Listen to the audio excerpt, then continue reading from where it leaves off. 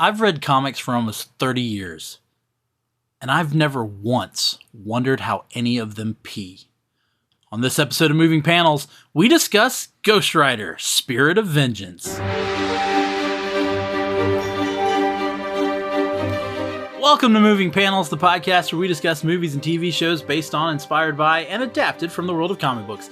I'm your host, Laramy Wells, and joining me today in the co-host chair is Blake Fowler, the Southern gent. I forgot to say it. It's okay, Laramy, because I have a bit of an intro for myself. For all the listeners out there, I am the co-host writer. Okay, how about that? The co-host writer. There it is. Yeah. Yeah. That was about as good as this movie. It probably is. I mean, to all the listeners out there, you're in trouble right now. So you've made a decision, and the decision, just like Johnny Blaze, is going to come back to haunt you. Yeah, this is definitely one where you're going to know our final decision very early if you into don't this conversation. Already. Yeah. Okay. So yeah, we are wrapping up our March Madness of going into all things Ghost Rider by talking about the 2011, 2012. We're going to talk about that in a minute. Yeah. What year this movie came out in? Yeah. Of Ghost Rider, Spirit of Vengeance. To wrap up the month, and maybe to wrap up Ghost Rider forever, if they're not careful. I mean, it essentially almost did. Yeah, it pretty much did. So let's just go ahead and jump into it. So the movie, the confusion I have, the movie was released February 17th, 2012. Once again, right, one of those... No. Valentine's Day weekend. Nothing says love like a skull with a head on fire, I guess. I don't know. But there was this weird one-night-only release that the movie had December 11th, 2011. And I'm not going to lie to you. Which is why you will see, like on IMDb, it says the movie is a 2011 movie. I saw it on the one night, Laramy. Really? Yeah. So I am an unapologetically huge fan of the first Ghost Rider. Not ironically speaking, I love the first Rider. Of course, Laramy has often questioned my taste in superhero movies, with Constantine being one of them, so that's fine. But I'm a fan of the first Ghost Rider, so I thought, I'm going to go into this, I'm going to get more of the same. A little bit of camp, but a lot of like cool, haunting shots. And what I got, Laramy, was not that. It was not that. So, yeah, I regret going that one special night. And I told as many people as I could, don't go see it when it gets re-released again. Yeah, as I've stated before, I did not see this in theaters. It wasn't until it was released on Blu-ray, and I have a 3D television, and it was released in 3D. Yeah, you gotta have it.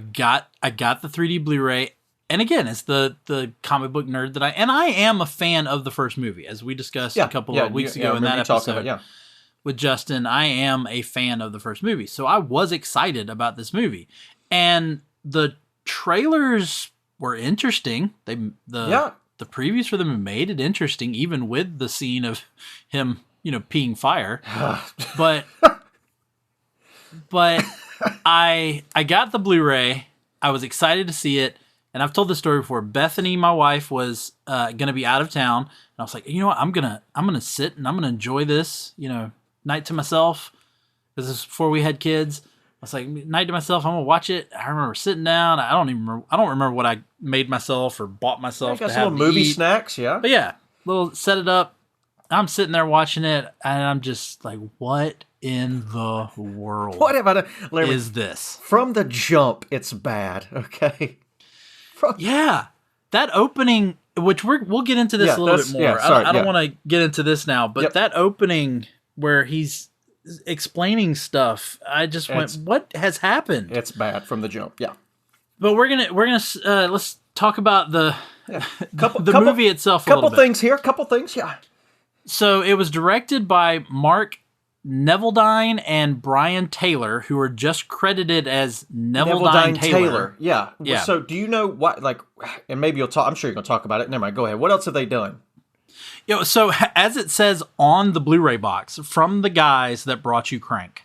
The Jason Statham movie Crank. And I kind of like Crank, Laramy. I do too. I'm a big Jason Statham fan. I remember when that one came out. And I thought it was, this is different. This is exciting. Absolutely. It's I liked it. Then they came out with Crank High Voltage. Not good. Not as good. It was, and that's a sequel. We should have known. The writing was on the wall. These dudes clearly don't do sequels. The writing was somewhere because it wasn't in this movie. In the script. We'll get into the writer in a minute. But they also did Gamer. Do you remember Gamer? Vaguely. Like I can remember the cover. Like I can still see the cover. That's a Butler, right? Yeah, Gerard Butler, where he's a real life like video game character. Yes. Someone's controlling him, POV, first person shooter style or whatever. Yeah, it was kind of like my mind just went blank. That Arnold Schwarzenegger movie, It's kind of like Running Man. But but with someone actually controlling the player. Yep. And here was another thing I found out: these guys were also supposed to direct Jonah Hex. Oh God. Yeah. I mean, they couldn't have made it worse. That's exactly what I wrote. I was like, you know what? I kind of want to see that. Like, it couldn't have been worse than what we got. I don't mind living in a world where that's possible and could have happened. Jonah Hex, rough. Okay. Yeah, but here's the thing: they never did another movie together after Spirit of Vengeance. You don't say, Larry. Nope. Never again. No longer a package deal.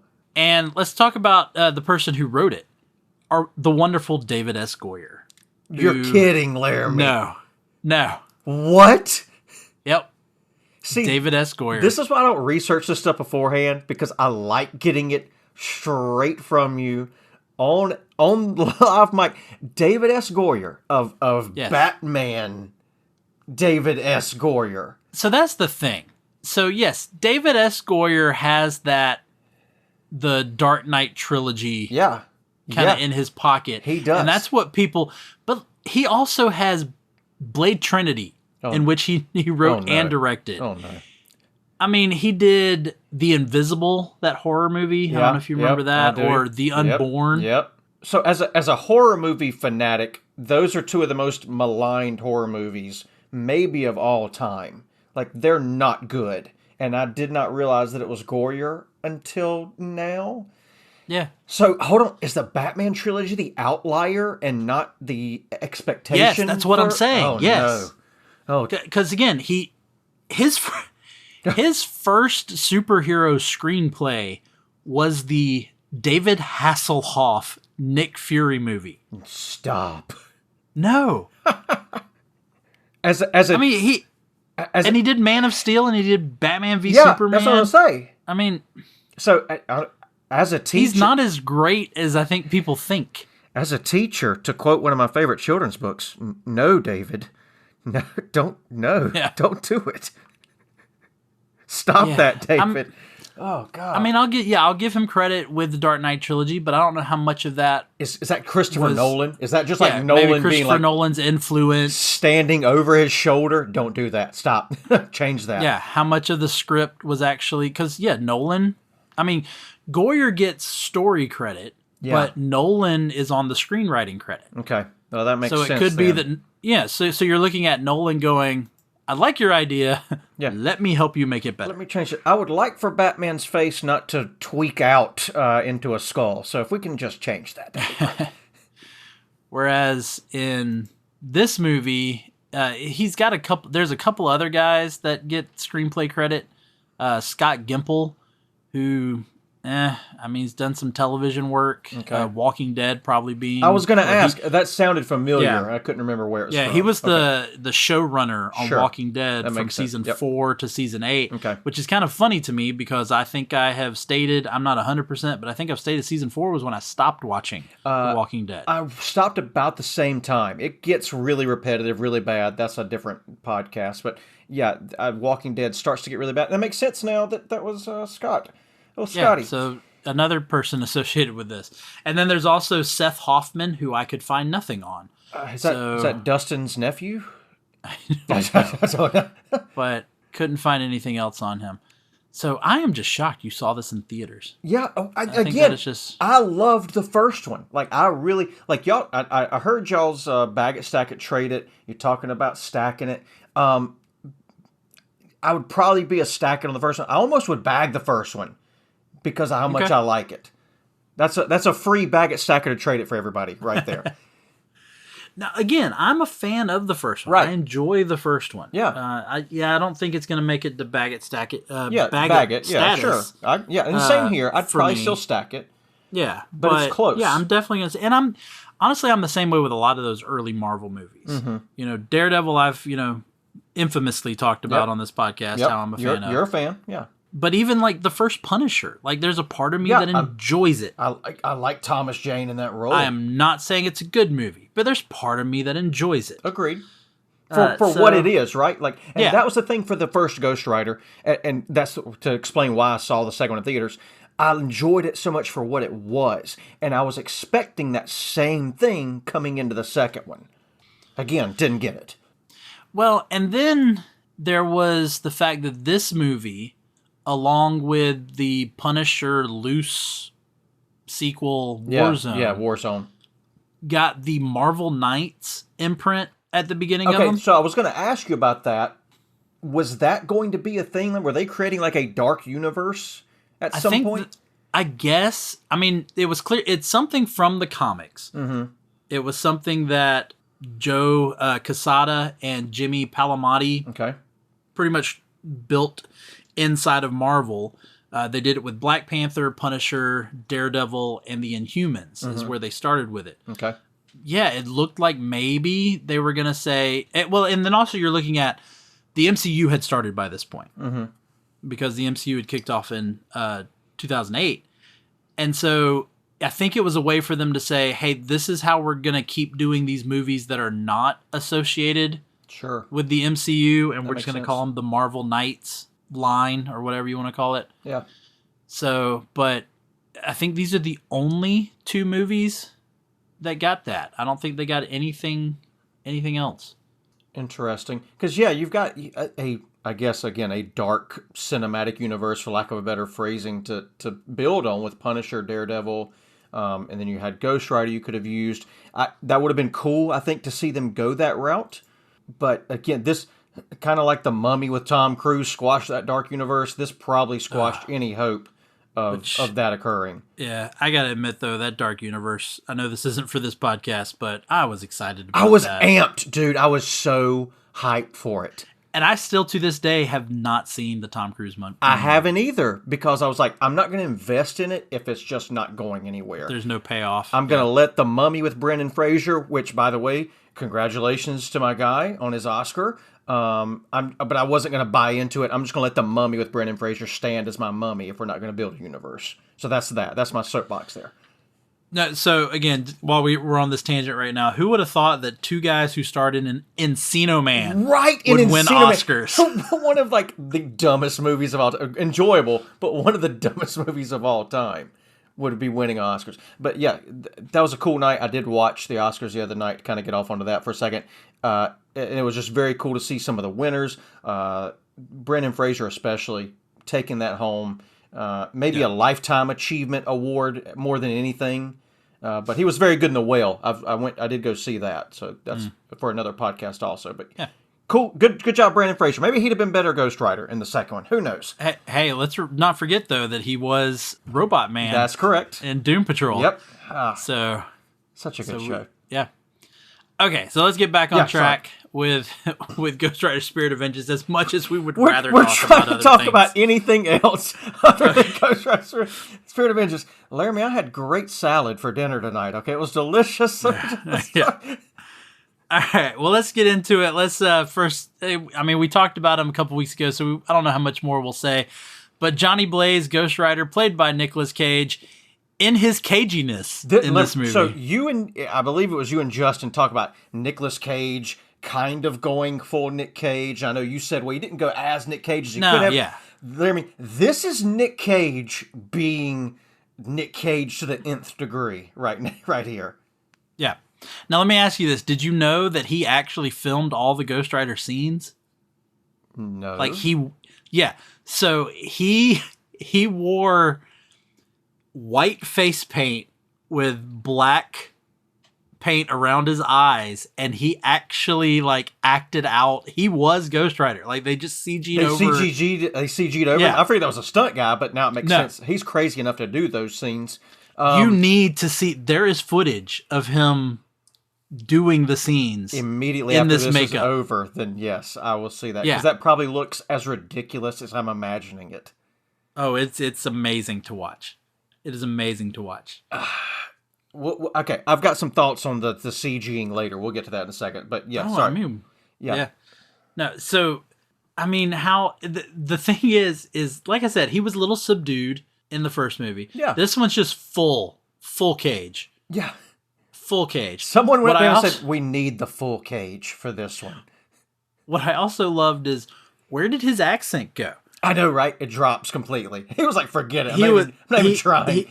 He had that bad Southern accent in the first movie. Don't worry, because you get Idris Elba doing a terrible French, the stereotypical Eastern Frenchman, European. Sometimes I don't know. And I'm like, Idris, what are you doing, dude? Just like, be British. You're Heimdall. Yeah, you're Heimdall. What are you doing He here? was already Heimdall by this point. Like, you're Heimdall. What are you doing in this movie? I think he has the same contacts in this as Heimdall does. To be honest. They just like went from one set to another. It's like, let me just go over here and just fix this real quick. I don't know what Idris Elba was doing in this, because he also did DC's The Losers around this time. Oh, that one did come out during that time, didn't it? Yeah. So and of course Chris Evans is in that one as well. So it was like, dude, everybody was like, just y'all trying to get a foot in the door, Laramy. Okay, I can't help it. I'm probably gonna have it even like play, because I'm not gonna do any justice. So I'm probably gonna put in the little sound here. But Nick Cage, You're scraping at the door. What is that? The way he talks about the writer in this, it is again, because the first one took it seriously enough to where it didn't seem super campy. This is like, I know y'all talked about kind of the Batman '66 feel with I think you and Nicholas, but this went full camp. Like, this was one, and I put it in my notes. I don't know if it was camp, but it was. I hope it was something. I hope it was, because if it wasn't something, then this is even worse than I give it credit for. If it wasn't intentional camp, I couldn't tell. I really couldn't tell if this was intentional camp.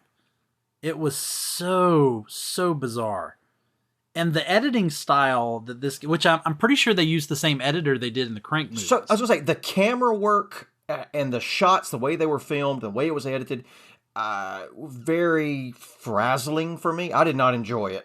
I've forgotten what it looked like, because this is only the second time. I watched it that first time in theaters. This is only the second time I ever watched it. I paid $3.99 to watch on Apple TV. I will be sending you a bill later on. But yeah, I didn't like the camera work, man. It was very all over the place. Yeah, there was just some of the editing styles I didn't quite get. The speeding things up, but then slowing other things down. Like, we're talking about Idris Elba, when he crashes on his motorcycle, that? He has the time to turn around. Slow-mo. The slow motion gives him the ability to turn around and shoot the tire out of the car. I thought for a second maybe Zack Snyder was getting directing credits on it when I saw the slow-mo. No, it was too bright in the movie. Okay, sorry. You're right. You're absolutely, which is another thing we'll get into a little bit later. Absolutely correct. But let's move on. We're probably going to talk about Nicolas Cage throughout, and we've already talked about him a lot before. So there's only one other character. Well, let's go ahead and talk about Rourke. Okay. Who is supposed to be Mephisto. Mephisto, yeah. Although they never call him Mephisto. They call him the Devil. Ciarán Hinds plays him, and it's so weird because they do the little background of him, the little animation background with the horrible Jerry Springer joke. Yeah, what was that? I don't know. That was really bad. Like, even in 2011, I would imagine many people did not enjoy that joke either. Yeah, but they're alluding to the fact that he was the devil when Johnny signed the form, which I don't know how much of this the form signing. Yeah. The form signing is another thing. You can't even keep continuity for one of the biggest plot points. Yeah, look, we're just going to jump around in this. I don't think we can help it. So I already have this written down for my moving panel section, but we'll go ahead and do it now. So there is a quote from David S. Goyer and he said, "This story picks up 8 years after the first film. You don't have to have seen the first film. It doesn't contradict anything that happened in the first film. Only the way we're pretending, but we're pretending that our audience hasn't seen the first film. It's as if you took that same character where things ended in the first film and then picked it up 8 years later. He's just in a much darker existential place." And I'm going, you completely changed his origin. Guess what, David? I'm pretending I didn't see Spirit of Vengeance, okay? What in the world? What is that? That's terrible, man. Because you have him grab the beer bottle willingly, willingly. Yeah. Whereas in the movie, it's an accidental blood drop, a finger prick drop. Yeah. You have it being Rourke, not Mephisto, not Peter Fonda's version. Yeah. Then you tell this story about how he possesses different bodies throughout history, yet in the first movie, he was Peter Fonda in the Old West, he was Peter Fonda in the 70s. How long does Peter Fonda whenever live? It was supposed to be. But yet he couldn't have been all these other people that they're showing in the, like he was, John Wayne Gacy is one of the ones that they show. Yeah, popped up there. So he couldn't have been all these other people. It was a bad joke. Like it really was. Bull crap that you are. Didn't land. It doesn't contradict anything that happened in the first film.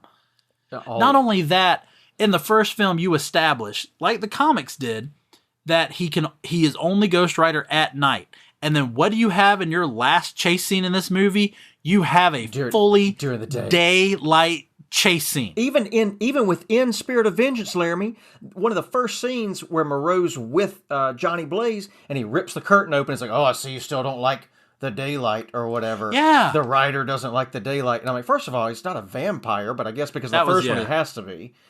But and then he is like full bore the desert midday having this chase scene as the Rider. Yeah. And I don't know if we're supposed to believe that when Danny vomits the fire back onto him. Fire on him. Yeah, that it's their new rules or something. I don't know whatever. And while you brought him up, is Danny a nod to Danny Ketch? Like, is that why we did Danny? So I double checked. No kids were getting named Danny in 2011. I mean, there just weren't. So, well. So I double checked, and you said you had only seen this movie twice. This was only the second or third time I had ever seen this movie, but I had heard this was supposed to be Danny Ketch, and I kept listening for the name Ketch. I never heard the name. Never heard Ketch. Yeah. When you see the credits at the end, it just says Danny. Okay. Just like for Nadia, his mom, it just says Nadia. It doesn't say Nadia Ketch. Just like Prince. But yet, when you look this movie up on, like, I don't know if it's IMDb, Wikipedia, I know, it says Danny Ketch and Nadia Ketch. Oh, okay. Okay. And I'm going, where are they getting the Ketch from? I mean, okay, I'll give you they named him Danny as a nod. Yeah. But you're saying he's going to be the next Ghost Rider if he's Danny Ketch. But then again, you're completely going off of comics and... Yeah. Because Danny Ketch in the comics is actually Johnny's brother. Yeah. And so, yeah, I don't know where they were going with that. So maybe Nadia's his mom. Nicolas Cage, Johnny Blaze's mom. She's aged very well.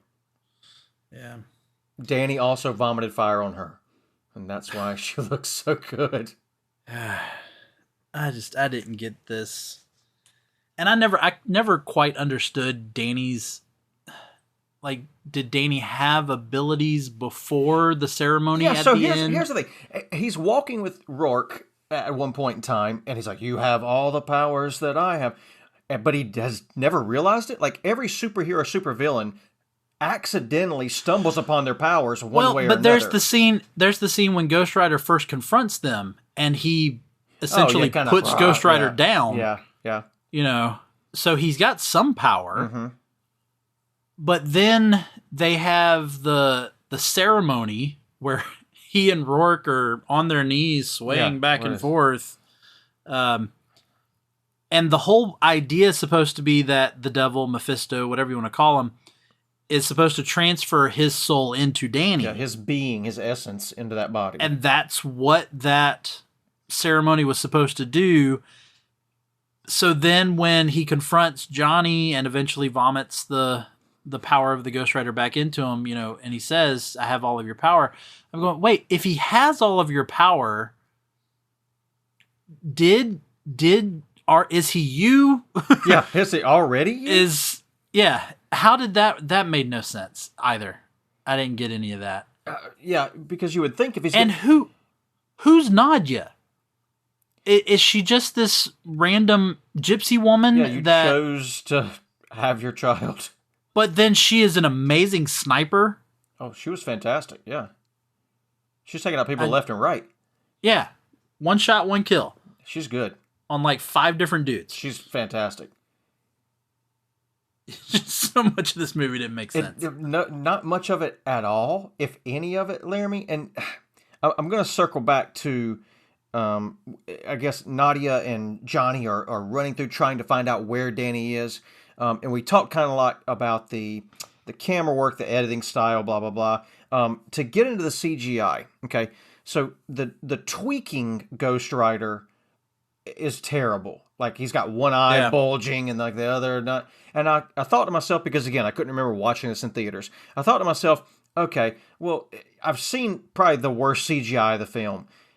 And then the daylight Ghost Rider scene happens, Laramy, and it's bad. Why is it worse than the first Ghost Rider? It is and it isn't. So to me, I think the first Ghost Rider works because it's like you've brought the comic book character to life. Exactly, 100%. The second movie, Spirit of Vengeance, is trying to make it a little bit more realistic. So the skull is a little charred. Yes, charred. Yeah.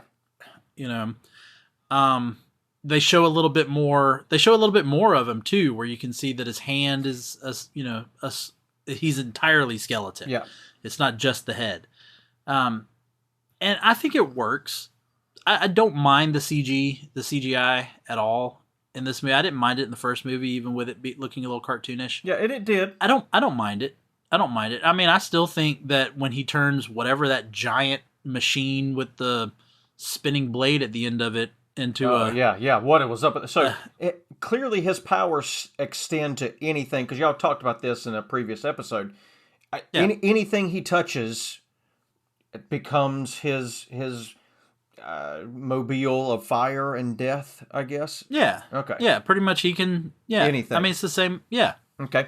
Same way, he can pick up a pipe and set it on fire. We're talking about touching things and turning them into whatever you want to. Decay, for lack of a better.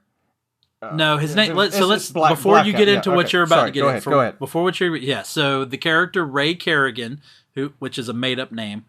I mean, not somebody out there is named Ray Kerrigan. Well, but I mean, it's not from the comic, but he turns into a character that is credited as Blackout. And the actor is Johnny Whitworth, just to give him credit. Blackout is a character from the Ghost Rider comics. He debuted, in fact, in Ghost Rider #2, the Danny Ketch run of Ghost Rider #2 in June of 1990. Okay. So not a Johnny Blaze villain. He's a Danny Ketch villain. He's a newer character then. Yeah. It created by Howard Mackey and Javier Celateres. Nice. Good job. His ability in the comic is just he has a light dampening powers. Okay. So that thing they do where they make it completely black when he attacks people. Okay. That's pretty much what Blackout can. That's why he's called Blackout. He does have in the comic, the character has his teeth modified to where they're razor sharp. I can't remember if they're actual like mechanical or he just has them sharpened. And same thing with his fingernails. He has really long fingernails. So he almost attacks people almost like an animal. Yeah, animalistic, yeah. Yeah. But so the lights go out and then so he hunts people in other words. And that's it. Like, that's the character. So this whole decaying power, decaying power was just made up for this character. But I will let you go ahead and talk about the scene I know you were about to talk about. Let's talk about this. So throughout the movie, I guess the second half of the movie, he gets these powers of decay. Everything he touches decays, except for things that are, I'm going to call them inorganic. So like he tries to touch the Twinkie, and the joke is that the Twinkie is not an organic thing, so it can't decay. He touches the steering wheel of the car. It doesn't decay while he's driving. But then all of a sudden, towards the end of the chase scene in the daylight, he touches the windshield glass, and it starts to decay. It's just a crack, Yeah. So we've got no continuity, and I know it's nitpicky, but if you're going to give a power to a character, they need to have that power to the extent that you set up that they have it. Oh, I say that all the time. I was like, there has to be rules. You know, even when you are doing something that is completely fantastical, you know, you still have to have rules. Superheroes still have to have rules. Right. There has to be, your mythology has to have rules. It has to stick, yeah. Yeah, not only that, but why was was he just playing around with decaying the food, or was he hungry? Yeah. Because if he was hungry, because he does eat the Twinkie. Yep. If he was hungry, my question is, well, how is this going to work out for him? And two, why? Isn't he dead? So that's the same thing I thought. Watching it, I'm like, everything we know about the undead, the only thing they eat, flesh. Other than that, they're not hungry.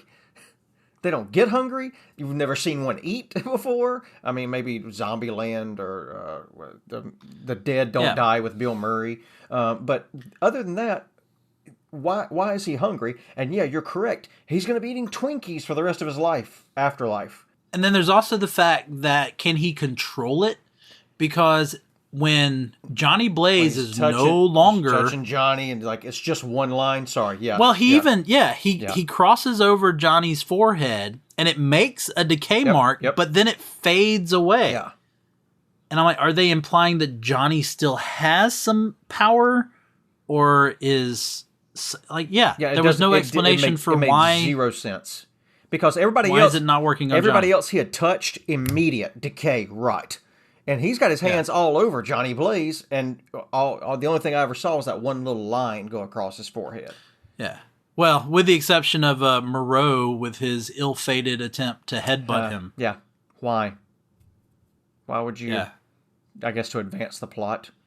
I don't know. To make the joke of him coughing because he got some of Moreau in his mouth. There you go. Yeah. Okay. Yeah. I blocked that out of my coughing memory. and saying like, that was disgusting, or whatever it was he says. So I started watching this in bed one night, and I was like, I can't watch this all in one sitting. I'm just not gonna be able to.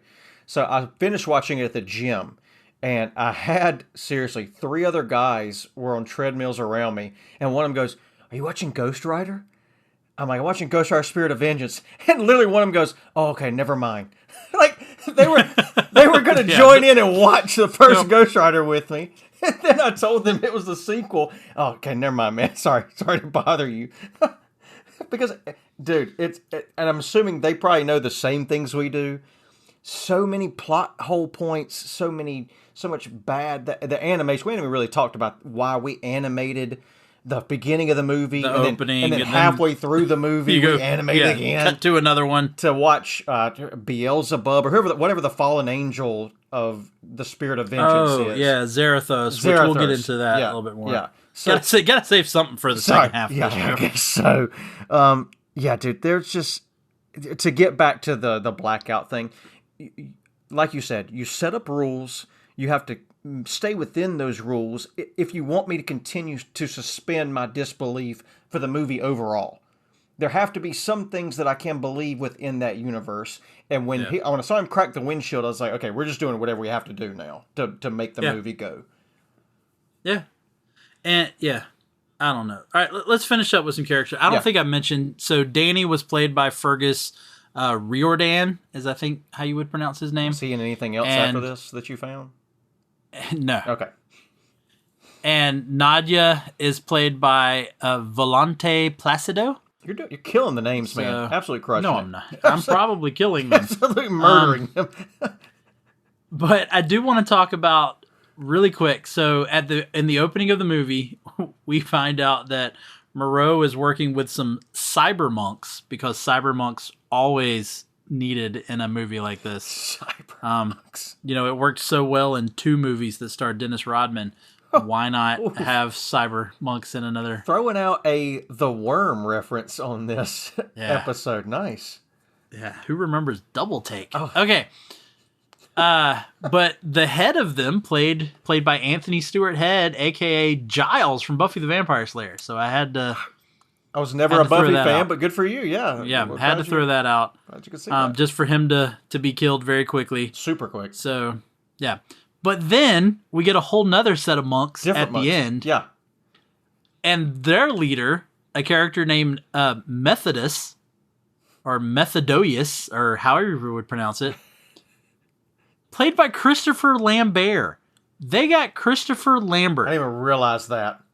You didn't realize that was Christopher Lambert? I did not. The Highlander himself? I did not. In fact, this was the first major motion picture he had done in 20 years. I mean, Lambert, it could have been all the Sanskrit written on his face that I didn't recognize him, but... Oh, you mean the pen is blue? Little moment he had. Come on. He walks out, and I'm just picturing Jim Carrey. The pen is blue. The pen is blue. One of my favorite Jim Carrey moments, first of all. I didn't even make that connection. That's all I could think about. There He's got the stuff all over his face. But what pulled Christopher Lambert out of a 20-year... Out of a coma, essentially. The last movie... And again, he had done little independent movies. But the last, big Hollywood movie he had done was the last Highlander movie, the Highlander Endgame. That was the last major... 20 years earlier, 2000. And here we are. Here he is. What is your agent pitching you? Hey, I've got a great opportunity for you. Yeah. You are going to be unrecognizable as a Jim Carrey spin-off character. I don't know how unrecognizable it is. As soon as he opens his mouth, I know it's Christopher Lambert. I just didn't put it together, man. Because, it's Nicolas Cage with his very definitive Cage voice. And then Christopher Lambert said, I know exactly what this... he opens his mouth, and it's Christopher Lambert. Look, hey, it's Raiden, everybody. It's Raiden. What if they just said Mortal Kombat? Something they should have said. Yeah. But, okay, let's move on. Let's go ahead. Let me ask my question. Are you ready for this one? Here we go. I think so. Of all the characters in this movie, who do you want to see again? And who do you wish would be ashed ridiculously easy, which makes us question why Ghost Rider doesn't just take everyone out and resolve the conflict in the first 15 minutes of the movie? I thought about that so many times. Why not just kill everybody? I mean, he just takes his chain out and goes whoosh, and everybody just the monks ashes. Disintegrated. Just ash. And at that point, Laramy, I was like, he could have been doing this the whole time. Yeah, he could have been instead. Okay, just go ahead. Answer the question. We'll get into the movie panels and talk more about it. Who would I like to see more of? Laramy. Probably nobody. I thought, because I heard you ask, obviously, in the first 2 episodes this month, because the third one hasn't come out. You're recording this before the third episode comes out, but I don't think anybody.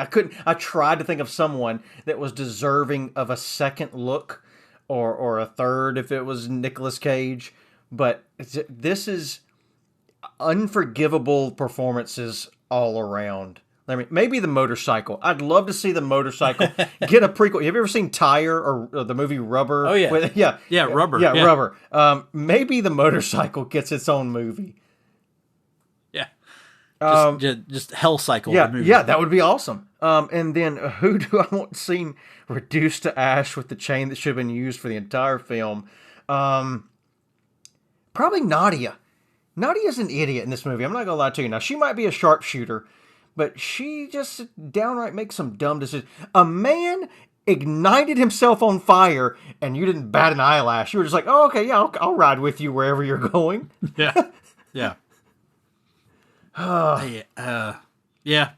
So that's it. Those are my answers. There you go. Okay.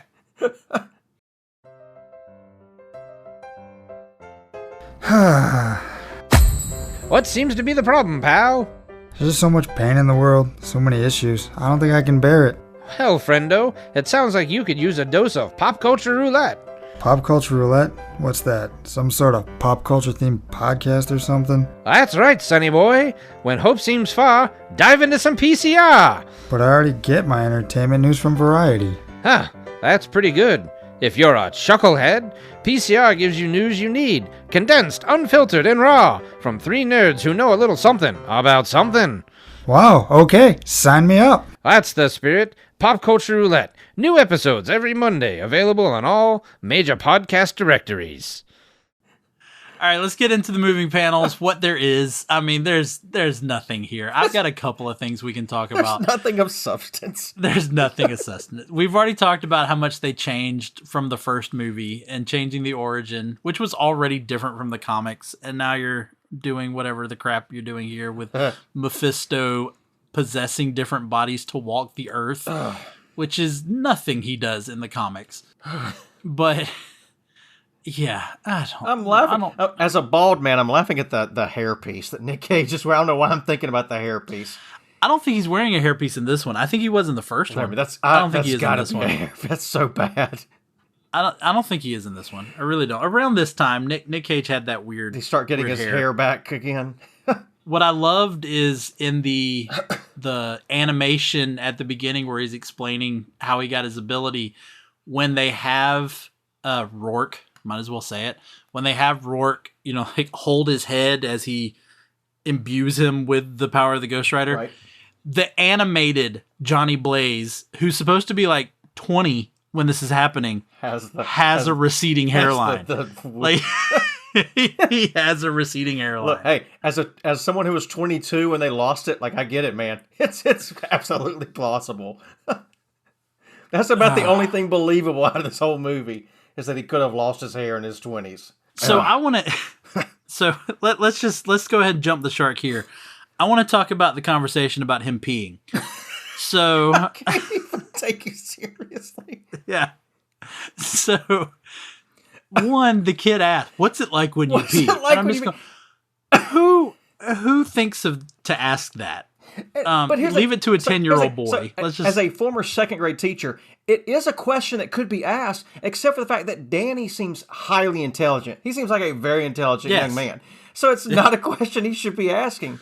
But, yeah, then Johnny's like, "Oh, it's so cool. It's the coolest thing. It's like a fire, a flamethrower. It's like a flamethrower. And I mean, that would have been a great scene, except it was in every preview. Yeah, you saw it already. Yeah. So you had seen it so many times before you actually watched the movie. Laramy. The cut scene to him urinating is it a cinematic masterpiece, Laramy? Is that one of the greatest things it is ever, not. ever it is put not. to film? It's cool, but it is not. Because let's talk about the you have to have rules. He's a skeleton. He's a skeleton. What is he?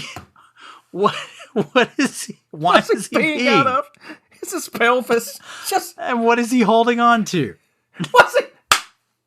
With two hands. Let's point out. It's a family show. We're not going to get into it that far. Yeah, But yeah, why two hands? First of all, so I had completely forgotten about this scene. So he asked him to pee. You forget about this scene. He asked him what's it like to pee, and I paused the movie, Laramy, and I told my wife, I said, "Come watch this. Come see this." So she comes in, and I rewind it a little bit so she can get some context. It cuts the scene of him peeing, and we got married in October, by the way. And so she goes, "Is it too late for an annulment? Can I get out of this?" She said, "You're watching this for what?" I was like, "We're recording, I need to watch this." She goes, "No, nobody needs to watch this. There should not be anybody else to watch this ever again." Can we also talk about, going back to Nadia, can we talk about how protective she is as a mother? But yet she's perfectly fine with this kid riding on the back of he's this doing truck. Stunts. Hold on. First of all, he's doing stunts on the motorcycle after. Okay, sorry. Go ahead. Yeah. Yeah. But riding on the back of this truck that has no sides. I mean, he can just roll off the side of it. But then also, riding on the bike with Johnny, no helmet. Stunt riding man. And doing all these stunts. She's just laughing. Again, she's a terrible character. Yeah. She deserves the chain of ash wrapped around her, okay? And this is also very petty and small, but it bothered me so bad. In the opening scenes, Moreau's motorcycle sounds like a crotch rocket motorcycle, not a chopper, which really bothered me really bad. That's super small, super picky, but I'm like, if you're the sound designer, editor, whatever the case may be, match his motorcycle with the sound that it should have. Yeah. Again, super small, but just something, the sum of the parts kind of thing here starts to get to you after a while. I don't know. Yeah. So we're talking moving panels, so let me get into what I could. So I read that apparently the directors were inspired by a run of comics from November of 2005 to 2000 to April of 2006. Wait a minute, somebody directed this? Yeah. 2 people, actually. But a run of Ghost Rider comics that was later put together and called The Road to Damnation. Ghost Rider, The Road to Damnation. Okay. And the thing is, I haven't read that run of comics, but I perused it real quick, and I could not find anything. This storyline has to do with Ghost Rider being trapped in hell. Of course not. And he's trying to fight his way out of hell. That would have been an awesome movie. It could have been a great movie. And it's written by Garth Ennis, the same guy behind... Yeah. Yeah. Yeah, you know the name. So I know the name. Absolutely. I mean, it's the guy behind Preacher. It's the guy behind The Boys. He wrote this. And you didn't use the source material? I don't... All I can say is maybe this inspired their look and style for the movie because it is darker. It's done with that... computer generated illustration. Yeah. Clayton Crane was the illustrator, and it wasn't the hand drawn; it was the computer. Okay. And it looks good. And it again, Ghost Rider has the more like charred looking skull in this one. So I was just like, maybe this is where they're getting their style. The reason why they're doing the little twisted looks of Ghost Rider, making him truly look like a possessed being. Okay. Although, let me get into one of those. Yeah, let's do it. We'll get into both continuity and everything with this one. I love it. All over the place. So in the first big scene, you've got Ray Kerrigan completely take out Ghost Rider with a grenade launcher. Just takes him out. Absolutely. I mean, Nick Cage, Johnny wakes up in a hospital. But then you get to the next big Ghost Rider fight scene, and not only is he just laughing off these grenades, but then when one kind of flash grenade goes off, it causes him to levitate. And rotate. What was that? And rotate. I was like, who broke out the Ouija board all of a sudden? Light as a feather, stiff as a board here. What's going on? Yeah. Yeah, it was the continuity. The continuity's bad because they throw the javelins at him, and they don't even affect him as much as the little grenade thing does. Yeah. Yeah, he gets blown away by one of those rockets. Yeah, and he's like, fine. Okay, he's good. I'm good. You screwed up now. Yeah, and he wakes up in a hospital, terribly flirting with a nurse. Yeah, who's old enough to be his daughter. Yeah, that was weird. That was strange. And also, what hospital, even in Eastern Europe, is keeping their medicine in the room with the patient, unlocked? Terrible. I am calling OSHA. Anyways, that was bad. And it's something y'all talked about in a previous episode here. I think it might have been with Justin, talking about him getting injured and then feeling the effects after he's human again. At least they did keep that going. They're like, if he gets hurt as the rider, he's going to feel the effects in human form. So I did appreciate that. But I also think they implied in that scene with you seeing I guess they were supposed to be the bullet marks on his stomach, and then the nurse kind of makes your wounds, and he tries to cover them up really quick. So I guess they're implying he's healed a lot quicker than he should have. That's how I took it. Yeah.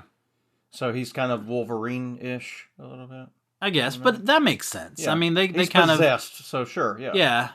And yeah, he's essentially a demon, and we got into that with the episode with Justin. Like, is he immortal?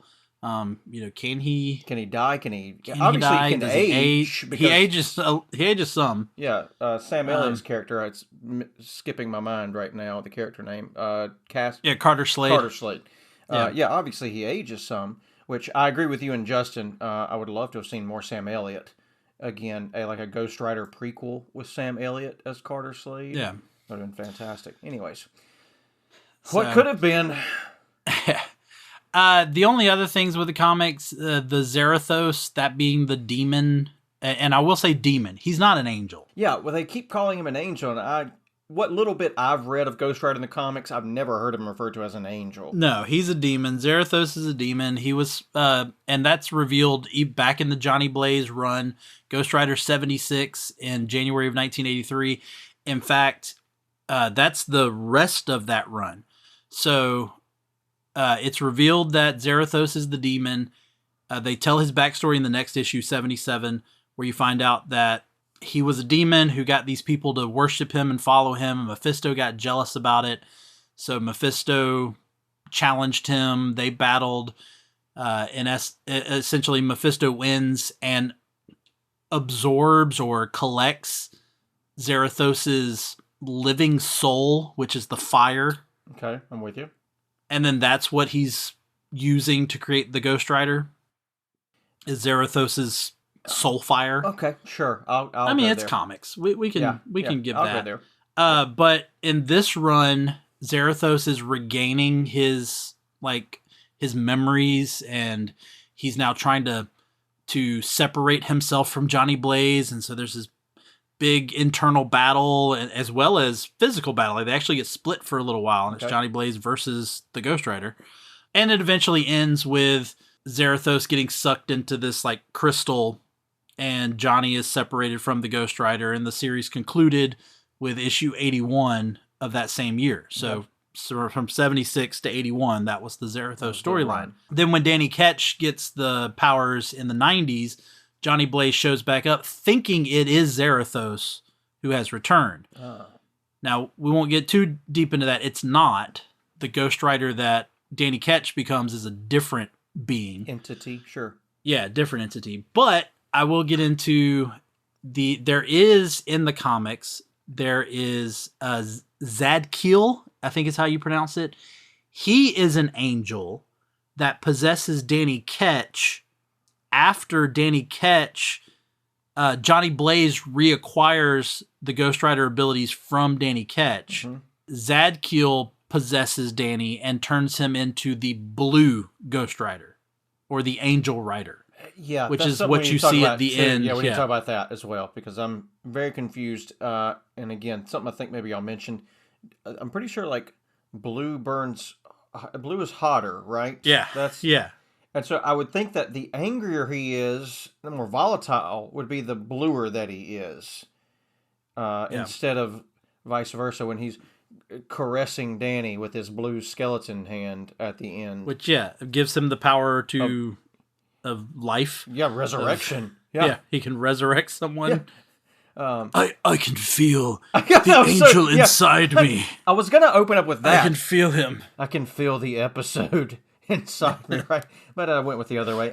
Neither here nor there now. Yeah, that was really weird. You can feel it inside you. Is it scratching at the door? It's scratching at the door. What a weird take. And then for the directors to be like, no, that's good. We're going to keep that. I like that. That's good. Solid. Yeah.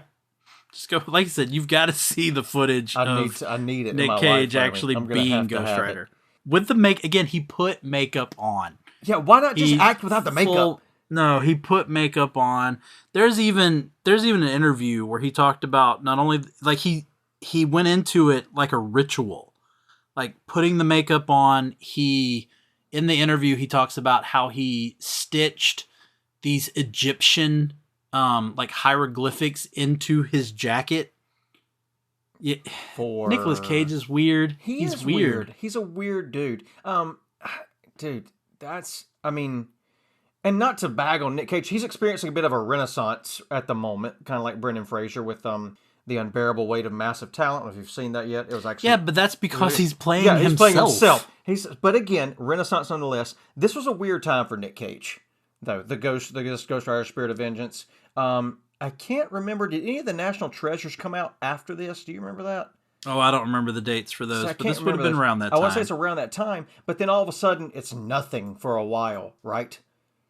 Well, he did, yeah. He was doing a lot of independent stuff. Yeah, a lot of small stuff, independent, but nothing mainstream after this, if I recall. Probably not, because this is when he's... When did Knowing come out? I mean, not getting into too much, but this is getting into his issues with the IRS. Okay, there it is. Okay, that's right. Yeah. And so then he just starts punching out all of these movies where he's got to make money. Yeah. That's what it was coming down to. So yeah, this was again 2011, 2012. I mean, he had done Kick-Ass just the year before in 2010. Which he was Knowing Knowing was 2009. Okay. National Treasure 2, Book of Secrets was 2007. So this was good after 5 years after and then, like National Treasure. Nothing of any consequence, I would say, other than the small stuff, yeah. Well, yeah, I mean, he did the voice of the main character in The Croods. Came after this. Oh, okay. I did forget that. Yeah, okay.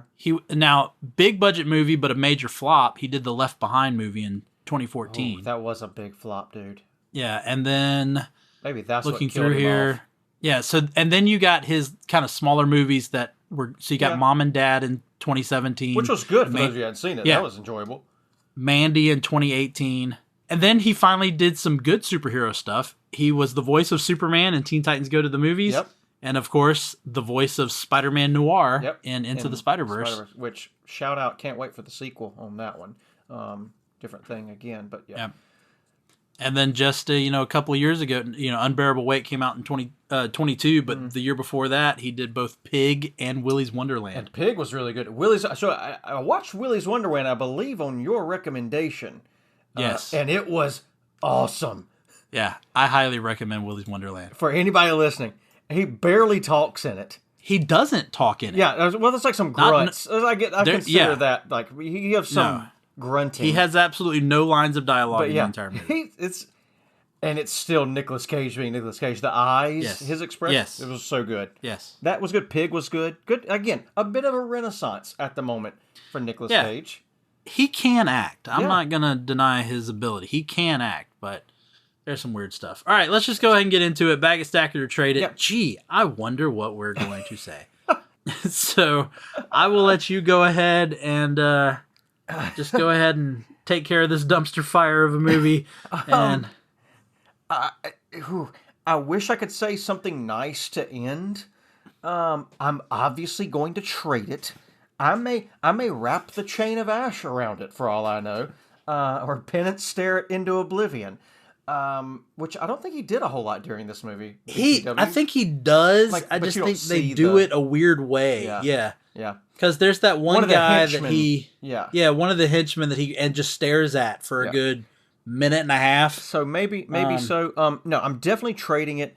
I would like to trade it in, as I previously stated, for a Ghost Rider prequel with Sam Elliott. I wish that would have happened. Obviously, I don't think it's going to happen now. And while I have the floor, I'm a little upset because I prepped for this and you didn't ask me.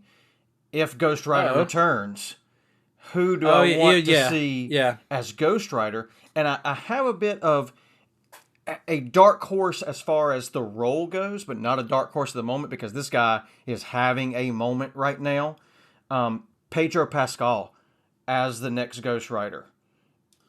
That would be interesting is my choice. The Unbearable Weight. Yes, is my choice. If you've seen The Last of Us, you know he's got the serious acting chops, like the bad, bad good dude. But then the Unbearable Weight, where he's just like crazy over the top. So Pedro Pascal, if they redo Ghost Rider, is my choice. Okay. And I'm still trading this movie, just to reiterate, in case y'all didn't hear the first 18 times. So but to piggyback off of that, and yes, I apologize for not asking that as I've done every other host this month. How do you want Ghost Rider to return? Do you want it to be another Ghost Rider movie? Do you want it to be a Disney Plus series? Do you want it to be, him to be a secondary character in somebody's movie? Like, how would you want it? All right, so I think we have to put some context around this. If you haven't heard, or those of you that have, you know, I am not a Disney Plus Marvel series guy. I haven't really kept up with them, so I would prefer it in movie form. If they came out with a Ghost Rider movie, live action, I would be there opening night, regardless of who the actor is that's going to play Johnny Blaze or Danny Ketch or God, what's the other guy's name, Laramy? Help me out here. Robbie Reyes. Robbie Reyes. I would be there opening night to see it. But yeah, I would want a movie. I think at this point in time, there's enough behind Ghost Rider. And you look on some of like the chat boards and a couple of the forums, and a lot of people are talking about when are they going to incorporate Ghost Rider in the MCU now? How are they going to do it? Yeah, and there were talks not that long ago about Keanu Reeves and Norman Reedus coming in and playing Johnny Blaze. I think it needs to be Danny Ketch. I've said that in the previous episodes. Sure. I think you need to just go ahead and bypass Johnny Blaze and let it be Danny Ketch. Okay. I just do. I'm good with that. I don't have an actor in mind, but yeah, just move on to Danny Ketch. Sure. So you bagging this one probably, right? You want to hold on? Yeah. Make sure it stays pristine. So much. No, look. Let me tell you how much this movie is so forgetful, and not necessarily forgetful. It's definitely not forgetful. That's the wrong word. I will say that it's one that there's a lot of this that even when I watched it this time after not seeing it for probably close to a decade, I still remembered so much about it. Okay. But how much this movie is not one that I cared to watch. Yeah. So again, I bought it. I bought it without seeing it. I mean, I'll buy all comic book movies. You have the movies, yes. Yeah, I like physical media. So I bought it. Again, got it in Blu-ray, 3D Blu-ray, watched it. Have not really... I think I may have watched it one other time. So this is, again, only the second or third time that I've actually watched it. But let me tell you how much I just did not care. So, Blu-rays, DVDs nowadays come with a digital copy. Yep. And even though I like the physical media, digital copies are just very convenient. Yeah. So I was elsewhere, and I was like, okay, well, I got to start prepping for this episode.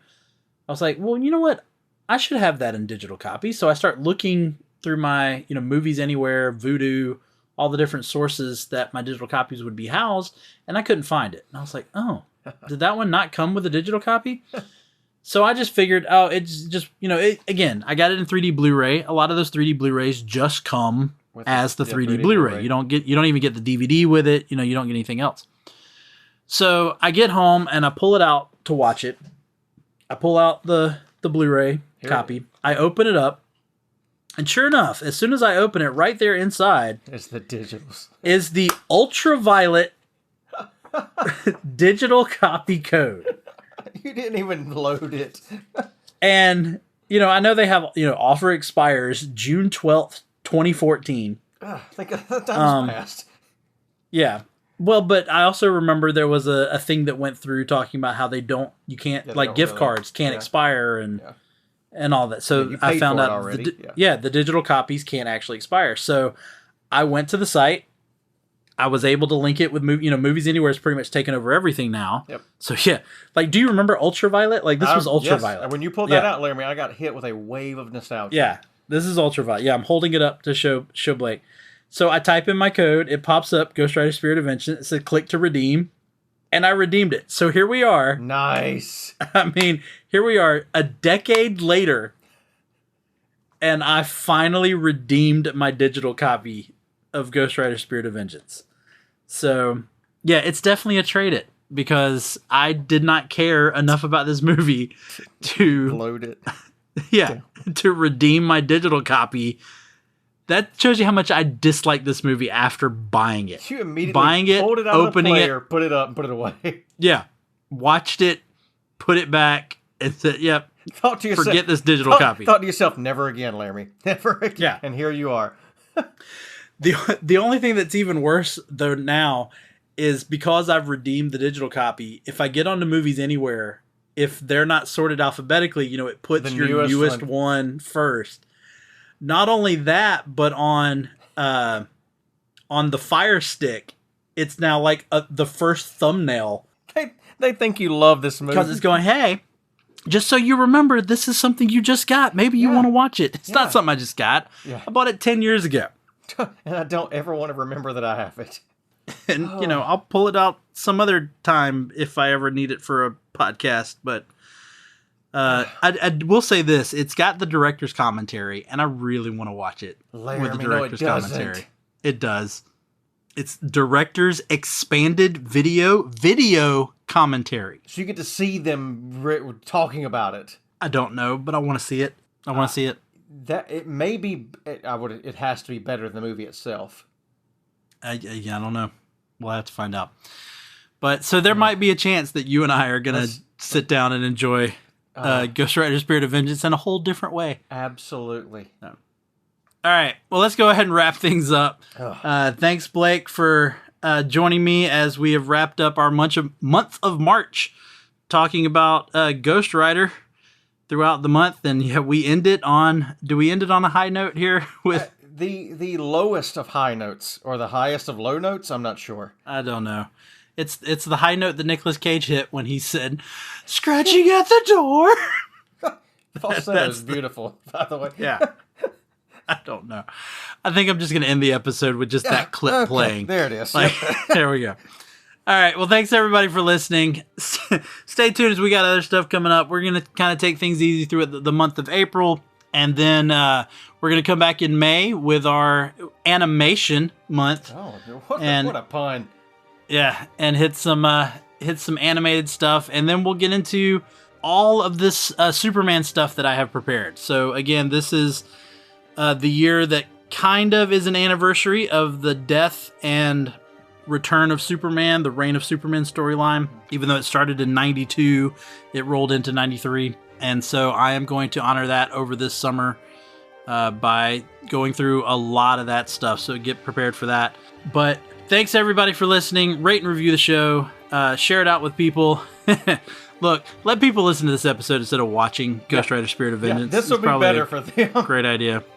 Great idea. But we'll see you next month in April. But for today, for Moving Panels, I'm Laramy Wells, and I'll see you on the other side of the page. You're scraping at the door! Scraping at the door!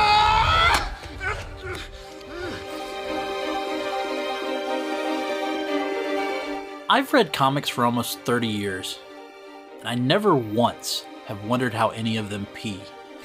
On this episode of Moving Panels, we discuss Ghost Rider: Spirit of Vengeance. Sorry.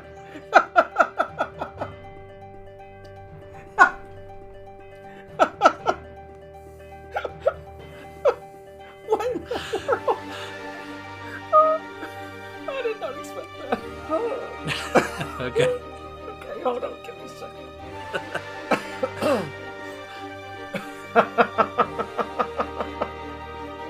Because now all I can see is him doing the thing. It's like a flamethrower. And why does he have both hands? Yeah. Okay. All right. I'm not going to look at you while you do it because you smile when you say the word pee.